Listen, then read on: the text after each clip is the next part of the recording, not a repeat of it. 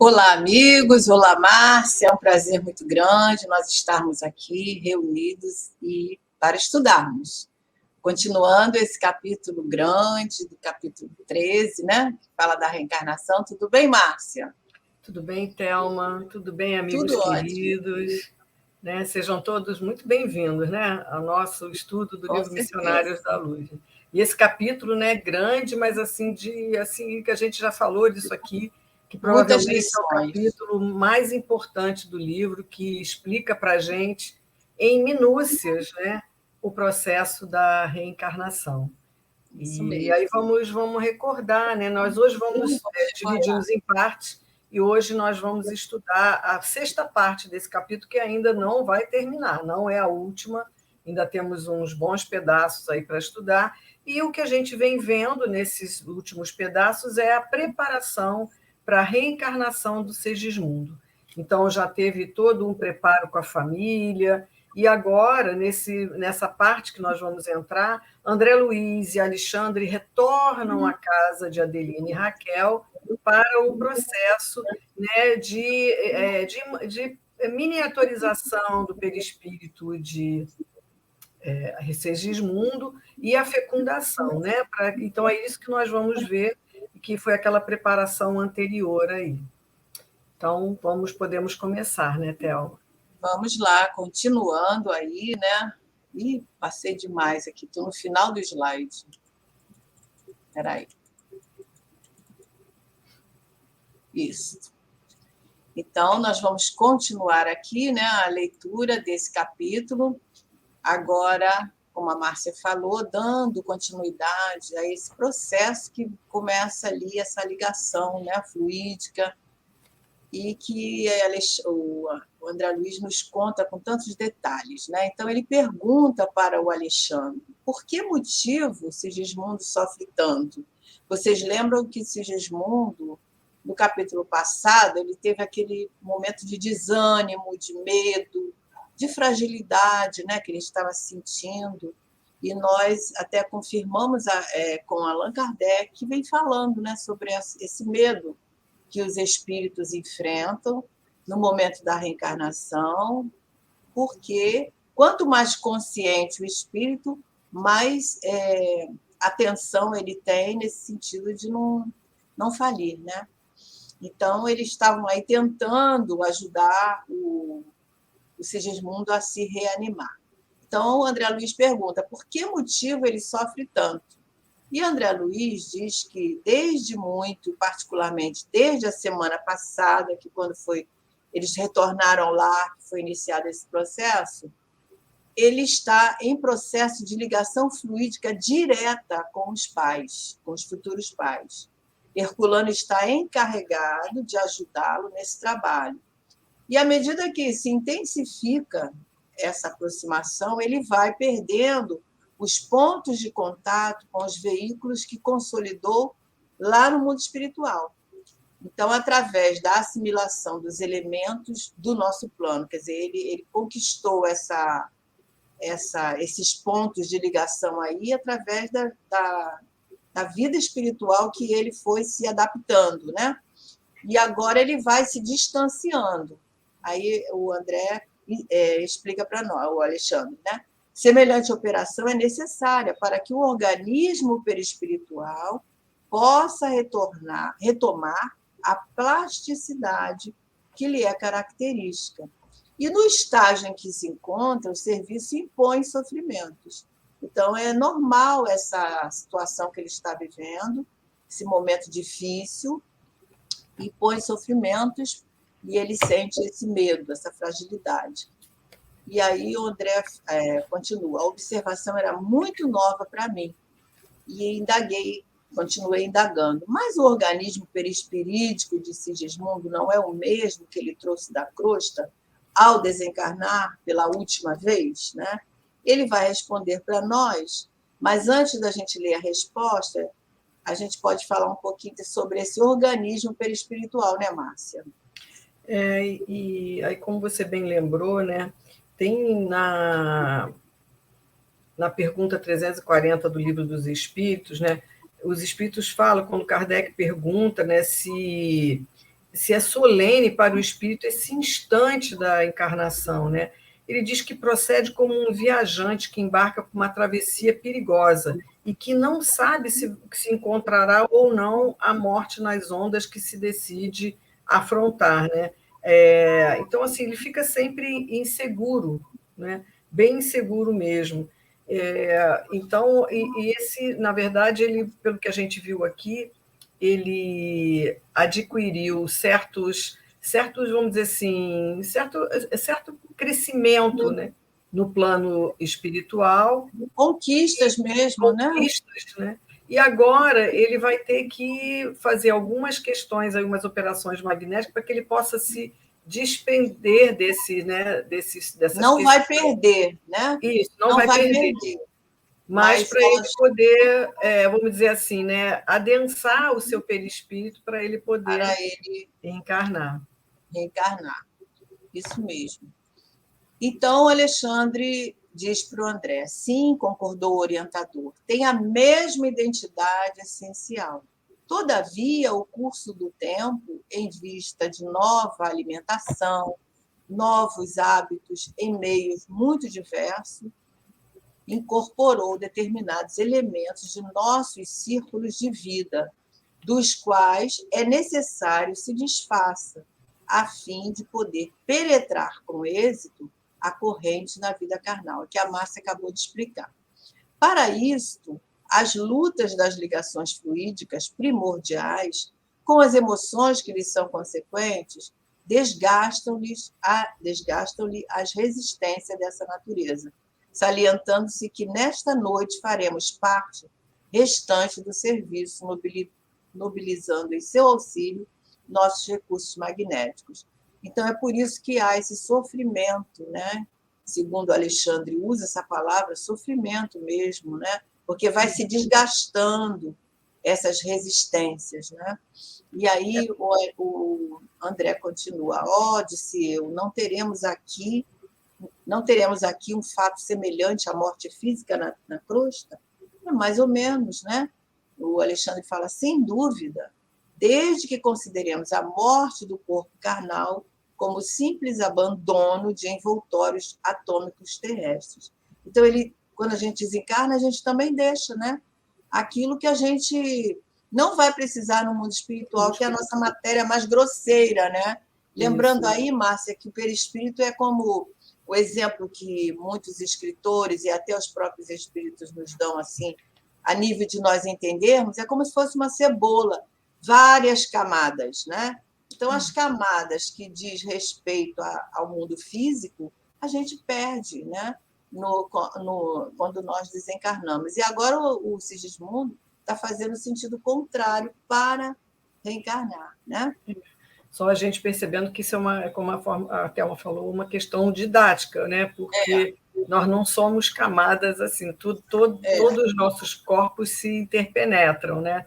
Então, mas didaticamente, Kardec até considera essas questões das camadas também, né? Isso mesmo. Então, continuando. Reconheci, porém, que a hora não comportava longas dissertações e, vendo que o meu bondoso instrutor fixava a atenção nos construtores, abstive-me de novas interrogações. Seguido pelos amigos, Alexandre aproximou-se de Sigismundo e falou bem-humorado: então, mais forte? E, acariciando-lhe a face, acrescentou: você deve estar satisfeito. É chegado um momento decisivo. Todas as nossas expressões de reconhecimento a Deus são insignificantes diante da nova oportunidade recebida. E Sigismundo responde: sim, estou grato. Não se esqueçam de mim com o auxílio necessário. E, olhando angustiosamente para o meu orientador, observou inquieto: tenho receio, muito receio. Aí ele vai falar sobre essas aquisições que ele teve, né, Márcia? Uhum. Mas antes, se você quiser comentar alguma coisa referente a esse slide, vamos lá. Eu acho que a gente já vem, né? O Sigismundo vem com seus receios. Hoje a gente vai ver que, além do medo de falhar, ele tem uma outra preocupação. E aí a gente vai ver no próximo slide. Que ele vai falar agora. Alexandre sentou-se paternalmente ao lado dele e disse-lhe com ternura: não asile o monstro do medo no coração. A hora é de confiança e coragem. Ouça, Sigismundo, se você guarda alguma preocupação, divida conosco os seus pesares, fale de tudo que constitua dificuldade em seu íntimo. Abra sua alma, querido amigo. Lembre-se de que o instante da passagem definitiva de plano se aproxima. Torna-se indispensável manter o pensamento puro, lavado de todos os detritos. Sigismundo deixou cair algumas lágrimas e confessou com esforço: sabe que empreendi pequenina obra de socorro nas cercanias de nossa colônia espiritual. Olha, ele já tinha uma atividade, né? Uhum. A obra foi autorizada pelos nossos maiores e, apesar do bom funcionamento, sinto que não está terminada e que tenho em sua estrutura grandes responsabilidades. Não sei se fiz bem pedindo agora o retorno à crosta no mundo, antes de consolidar meu trabalho. Entretanto, reconheci que, para seguir além, precisava reconciliar-me com a própria consciência, buscando os adversários de outro tempo, a fim de resgatar minhas faltas. Essa instabilidade do Sigismundo parece as nossas aqui, né? Quando nós ficamos inseguros diante das tarefas assumidas e a gente pergunta, mas quem vai fazer isso? Quem vai fazer aquilo? Como é que vai ficar? Né? A gente tem sempre medo, né? De que nós sejamos imprescindíveis, né? É e não somos, né? Se é uma obra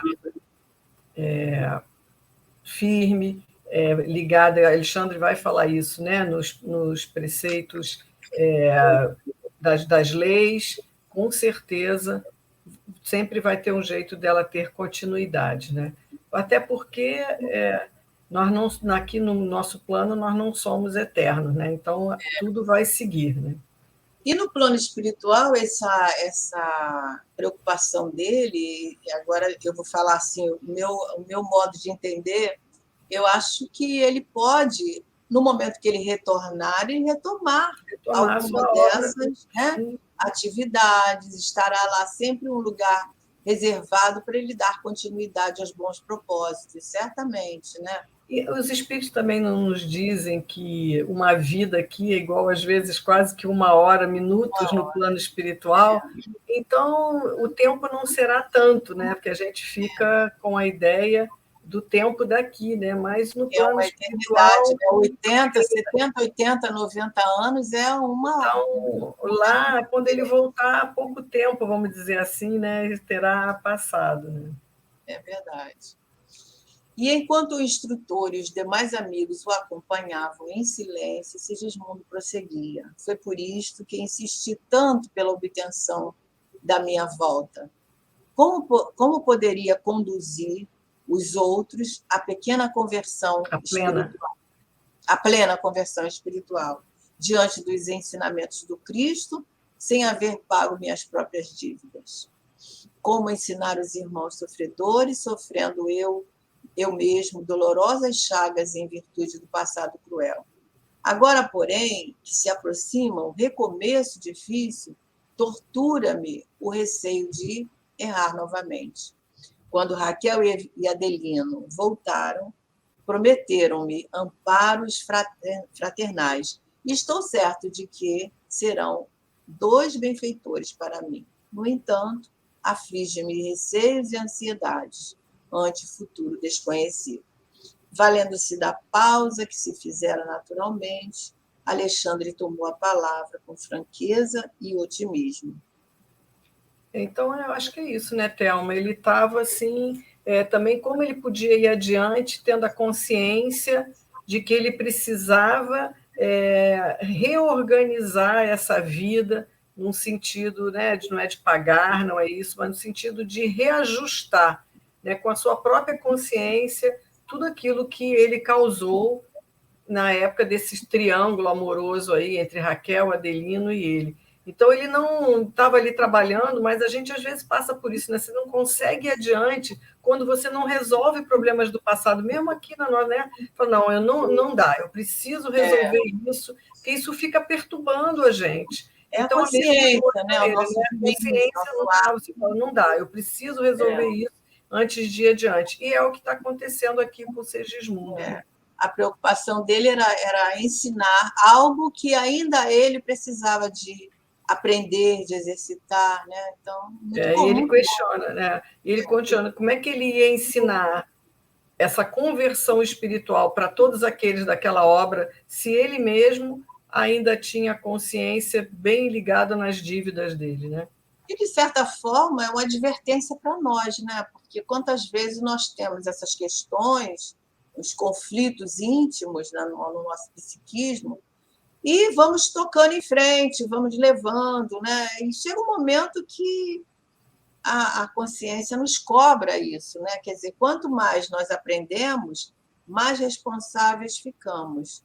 Então, quanto mais responsáveis, mais sentiremos esses conflitos que ele está Porque a gente relatando. vê que o Segismundo cresceu muito, vamos dizer, espiritualmente. A Alexandre vai até falar que, vamos dizer assim, no espírito mediano mais à frente, É, mas, de todo jeito, ele já teve aquisições espirituais aí de elevação.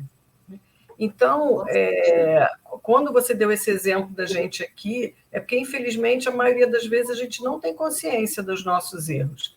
E a gente vai tocando a vida, né, ainda achando até que a responsabilidade é do outro. Mas quando a gente começa a ter essa consciência, que é o caso aqui também do Segismundo, a gente não consegue ir adiante sem que a gente se ajuste com a lei, se ajuste com o outro, com quem a gente, né, prejudicou. E essa é a questão do Segismundo aí. isso mesmo. Não adianta inquietar-se tanto, meu amigo. Desprenda-se de suas criações aqui. Todas as nossas obras, efetuadas de acordo com as leis divinas, sustentam-se por si mesmas e esperam-nos em qualquer tempo para a colheita de saborosos frutos de alegria eterna. Então, nosso pensamento em relação a isso estava certo, né? Que nós estávamos falando, né? É isso mesmo. Então, vai estar lá para ele a oportunidade de dar continuidade, né? Somente o mal está condenado à destruição e apenas o erro necessita laboriosos processos de retificação. Esteja, portanto, calmo e feliz. Sua insistência pelo regresso atual aos círculos terrenos foi muito bem lembrado. O resgate do desvio de outra época concederá ao seu espírito uma luz nova e mais brilhante. Persevere no seu propósito. Valer-se da escola, receber-lhe a orientação sublime, assenhorear-se-lhe dos benefícios, representa a maior felicidade do aluno fiel.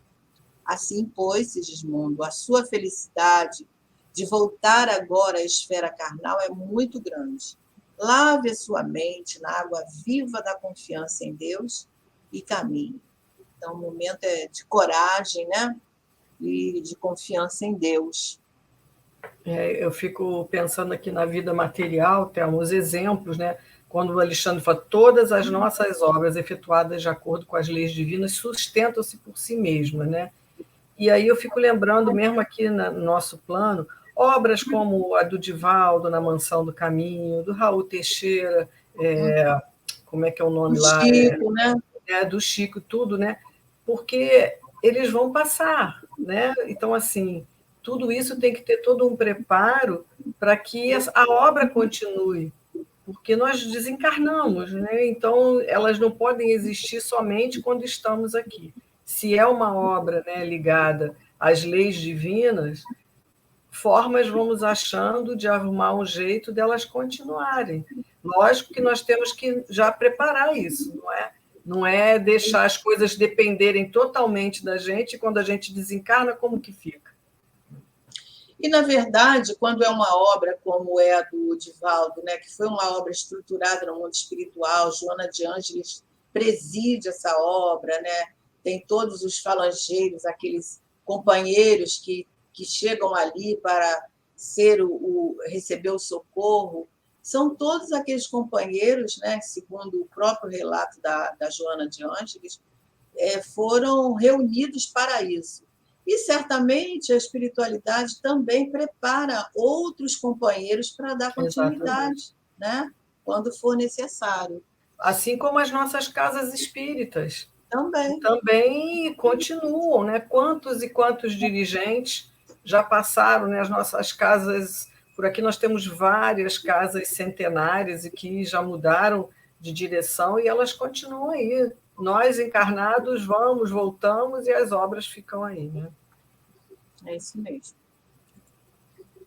Para a nova experiência, você não pode levar senão o patrimônio divino já adquirido com seu esforço para a vida eterna, constituída pelas ideias enobrecedoras e pelas luzes íntimas que o seu espírito já conquistou.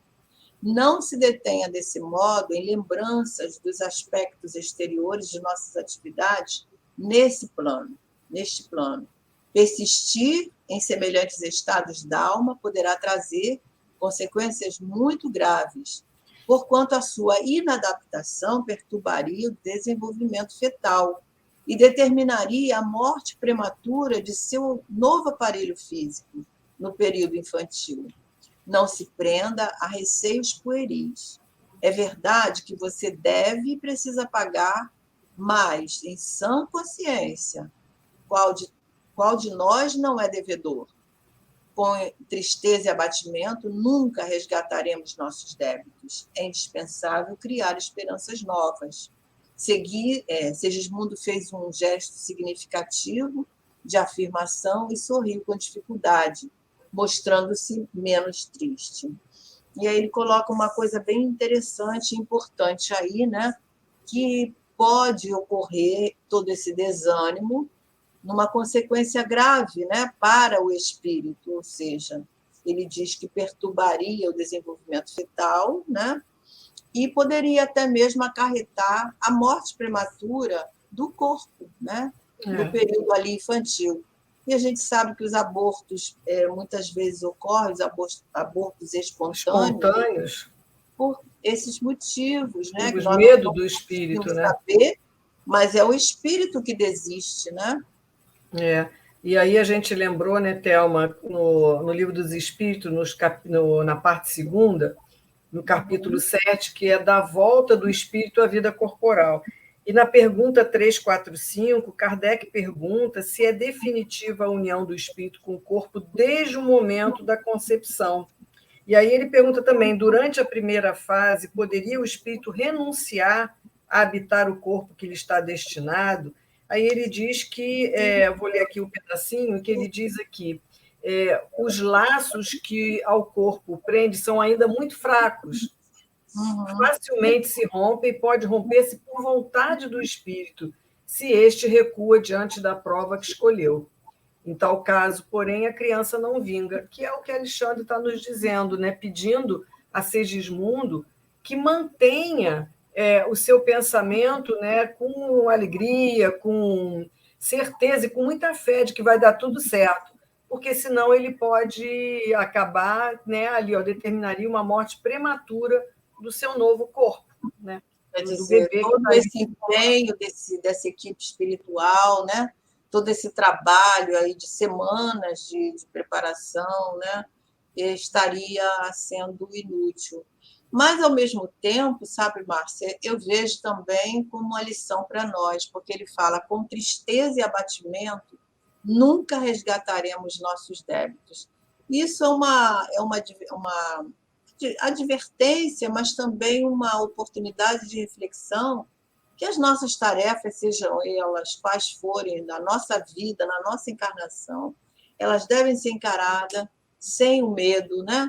Sem o abatimento, porque a gente vai ver ao longo desse capítulo que nós não estamos sozinhos. Né? Exatamente. E é como você lembra, Thelma, nós vamos passar por aquilo que a gente tiver que passar. E muitas das coisas que nós passamos, nós mesmos nessa vida, arrumamos para nós mesmos. Mas é o que a Alexandre está dizendo, que com tristeza e abatimento não vamos resolver as nossas questões. Então, a gente precisa de ter esperança. Você vê que até no tratamento médico, você precisa de ter esperança da cura, né? Então, é isso que a gente deve encarar, nossas dificuldades, nossos obstáculos durante a existência, com essa esperança. Muito bom isso. Então, ele diz: não perturbe o seu trabalho valioso do momento. Recorde as graças que temos recebido e não tema. Calando-se o mentor, notei que Sigismundo, sob forte emoção, não conseguia recursos para manter a palestra. Estava emocionado. Vi-o, porém, tomar a destra de Alexandre com infinito esforço, beijando-a, respeitoso, em sinal de reconhecimento. Ponderei, então, no concurso enorme que todos recebemos ao regressar ao círculo carnal. Aqueles devotados benfeitores auxiliavam Sigismundo desde o primeiro dia e ainda ali, diante do possível recuo do interessado, eles mesmos se mostravam dispostos a consolar-lhe todas as tristezas, levantando-lhe o ânimo para o êxito final. Os espíritos construtores começaram o trabalho de magnetização do corpo perispirítico, no que eram amplamente secundados pelo esforço do abnegado orientador, que se mantinha dedicado e firme em todos os campos de serviço. Então, vai iniciar agora mais diretamente, né, esse trabalho, mas é muito emocionante essa dedicação, né, dessa equipe espiritual. Alexandre, com essa amorosidade que ele tem no trato, né, com todos, isso é realmente de nos emocionarmos, né? E ele fala ali, né, que mesmo diante da possível recuo do interessado, eles estavam ali para estar dispostos a consolar, levantar o ânimo dele e falar: vamos embora, né, para poder continuar, né? Isso mesmo. Sem que me possa fazer compreendido de pronto pelo leitor comum, devo dizer que alguma coisa da forma de Sigismundo estava sendo eliminada, que é aquilo que a gente já se reportou, né? Quase que imperceptivelmente, à medida que se intensificavam as operações magnéticas, tornava-se ele mais pálido. Seu olhar parecia penetrar outros domínios, tornava-se vago, menos lúcido. A certa altura, Alexandre falou-lhe com autoridade: Sigismundo, ajude-nos. Mantenha clareza de propósitos e pensamento firme. Tive a impressão de que o reencarnante se esforçava por obedecer. Agora, continuou o instrutor, sintonize conosco relativamente à forma pré-infantil. Mentalize sua volta ao refúgio maternal da carne terrestre. Lembre-se da organização fetal. Faça-se pequenino. Imagine sua necessidade de tornar a ser criança para aprender a ser homem.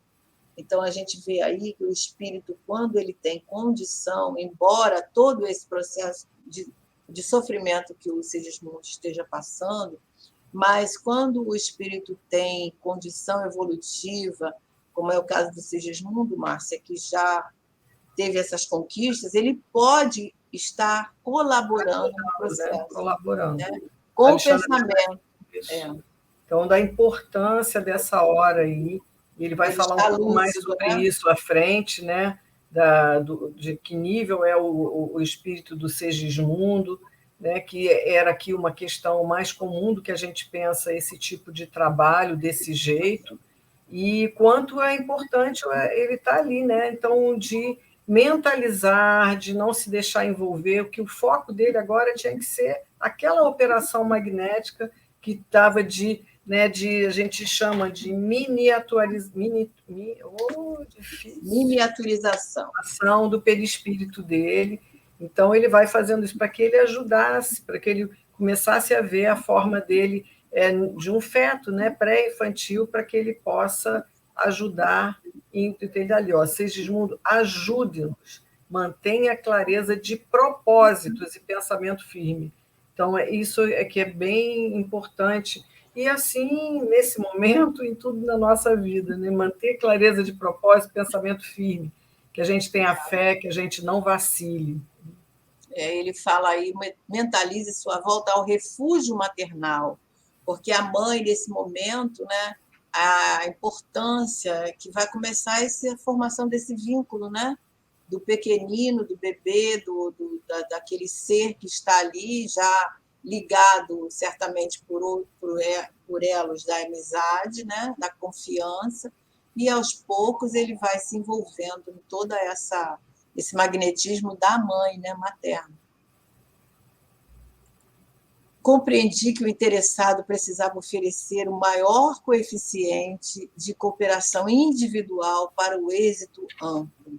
Surpreendido, reconhecia o influxo magnético de Alexandre e dos construtores espirituais, a forma perispiritual de Sigismundo tornava-se reduzida. Quer dizer, era possível eles verem essa redução, né, na forma perispiritual. A operação não foi curta, nem simples. Identificava o esforço geral para que se efetuasse a redução necessária. Segismundo parecia cada vez menos consciente.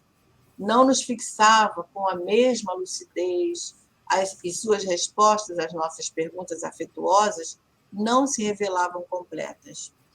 Por fim, com grande assombro meu, verifiquei que a forma de nosso amigo assemelhava-se à de uma criança. O fenômeno espantava-me e não pude conter as interrogações que me represavam no íntimo.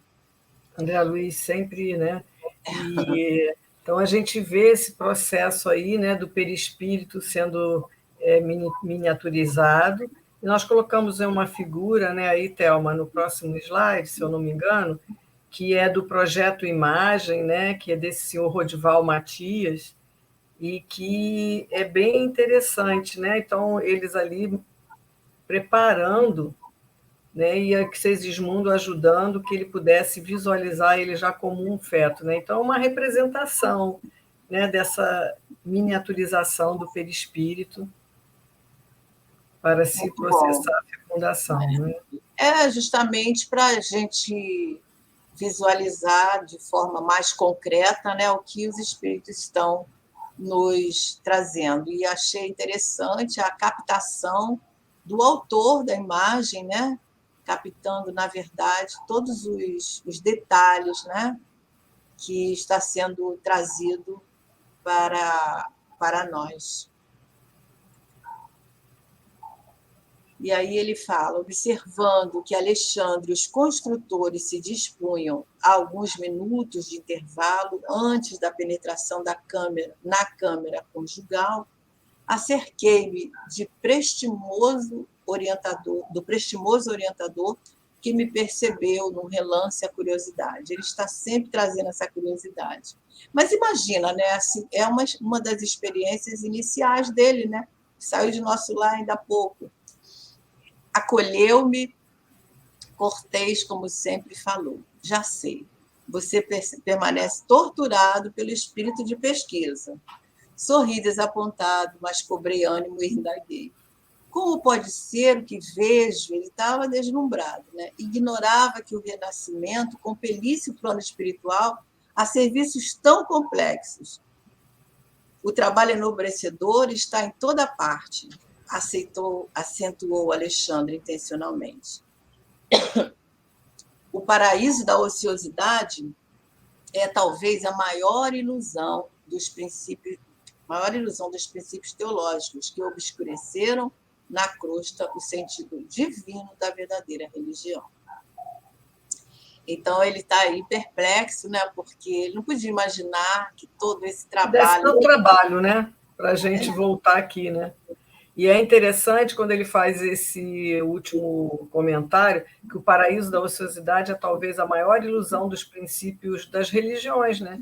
Porque muitas religiões acham que a gente morre, ou vai para o céu, ou vai para o inferno, e vamos ficar lá, né? E aí, tranquilos. Né? O céu é feito de harpas, de estradas, né? Bonitas, e ninguém faz nada, né? Isso. E o trabalho tem a sua beleza, o mundo espiritual tem a sua beleza. Claro. Trabalho. Muito trabalho, muito trabalho. Muito e esse trabalho. Processo reencarnatório é muito trabalhoso. Você vê a equipe, quantos componentes tem essa equipe, né? Ele cita nome de alguns, mas nós acreditamos que tem números, né? Exatamente. Fazendo parte de todo esse laboratório, né? Digamos assim, daqueles construtores espirituais. A gente só tem que agradecer a Deus por penetrar nessas questões, né? Porque se não fosse André Luiz, nós não teríamos como entender, né? Porque está tudo aí na codificação, mas ele nos traz essa forma mais detalhada, aclarada, detalhada, né? Para a gente né? perceber. Isso mesmo. Fez uma pausa, fixou um gesto expressivo e continuou. Quanto à estranheza de que se sente possuído, não vemos razão para tanto. A desencarnação normal na Terra obriga o corpo denso de carne e não menores modificações. A enfermidade mortal para o homem terreno não deixa, em certo sentido, de ser prolongada, operação redutiva, libertando, por fim, a alma, desembaraçando-a dos laços fisiológicos. Há pessoas que, depois de algumas semanas de leito, se tornam francamente irreconhecíveis. E devemos considerar que o aparelho físico permanece muito distante da plasticidade do corpo perispiritual, profundamente sensível à influenciação magnética. E ele diz que a explicação não podia ser mais lógica. Essa plasticidade, né, que a gente já usou esse termo lá no início, né, nós não tocamos nesse ponto, mas é uma das propriedades do perispírito, uma propriedade assim muito importante, né? Diz que ela explica diversos, isso é o Zalmino que fala, o Zalmino Zimmermann, ele fala que é uma propriedade, né, que explica diversos outros fenômenos que ocorrem tanto na dimensão espiritual como na física. Como ele está dizendo aqui, são aquelas doenças, né, Márcia, às vezes que a pessoa fica muito depauperado mesmo. Exatamente. Em poucas... Está fazendo uma comparação, né, Thelma? Se o corpo físico pode crescer, aumentar de tamanho, mudar quando está doente, quando ele fala, às vezes ele fala aqui, algumas semanas de leito, quando você olha, fala, meu Deus, aquela pessoa está definhando, né? A gente já olha assim, o que não pode, então, o perispírito, né, com a matéria bem mais sutil do que o corpo físico acontecer, né? Então ele faz essa comparação assim. E também o corpo, nesse caso do doente, que ele está dando exemplo aí, ele vai perdendo esse fluido vital que nos vitaliza, que nos deixa com esse ar saudável, né? E vai como se fosse murchando mesmo, né? Isso é natural ocorrer. Né? Exatamente. Então é isso. Nós chegamos, então, ao fim da nossa parte 6. Né? E nós vamos continuar, porque André Luiz, aqui ele falou da reencarnação do Segismundo, mas André Luiz vai começar a perguntar também para Alexandre, isso é Segismundo que tinha um certo nível de conhecimento, de evolução. E os outros, como é? Então, isso é que a gente vai ver nessa próxima parte aí, as indagações de André Luiz, que realmente também pergunta o tempo todo, né? É isso mesmo. Então, Márcia, até a próxima semana. Foi muito bom, né? André Luiz nos traz assim muitas coisas importantes, reveladoras, né? Outras esclarecedoras. E a gente só tem a ganhar com esse estudo, né? Exatamente. Então, que fiquem todos com Deus, que aproveitem, que aqueles que tiverem o livro releiam, porque é um capítulo muito importante para que possamos aproveitar mais esses estudos. Que Jesus nos abençoe, que vocês fiquem com beijos no coração. Beijos no coração e até semana que vem, se Deus quiser. Fiquem tchau, com ele. Thelma. Tchau, Márcia.